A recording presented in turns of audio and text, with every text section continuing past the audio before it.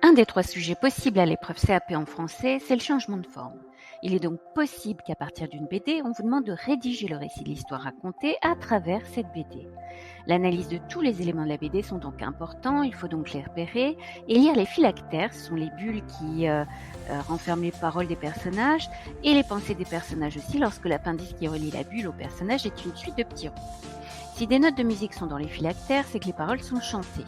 Lorsque les écritures sont en majuscules, en caractère gras et dans une police importante, ça signifie que le personnage crie. Et à l'inverse, une police de petite taille signifie que le personnage qui parle chuchote.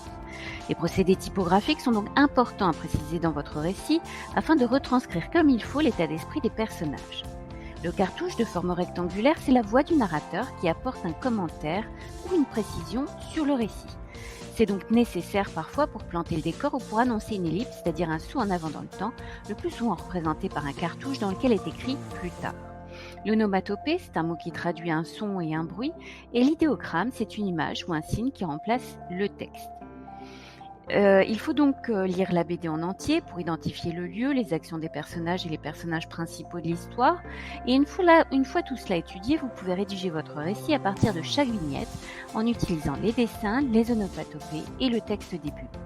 Je vous propose une étude de cas, donc vous pouvez voir ici le cartouche en orange, les phylactères, c'est-à-dire les bulles qui sont en bleu ici, les procédés typographiques en jaune qui donnent des indications sur la manière dont parlent les personnages et qui précisent aussi les éléments des personnages, les émotions des personnages.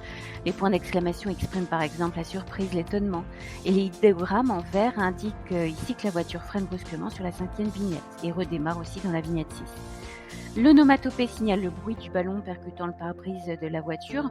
Donc, ce qu'on peut en déduire dans la synthèse, c'est que pour réussir à transposer une BD en récit, il faut donc 1. Analyser tous les éléments de la BD et traduire la symbolique, et 2. Utiliser ces éléments pour rédiger le récit.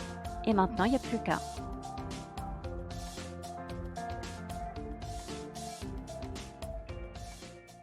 Created using Powtoon.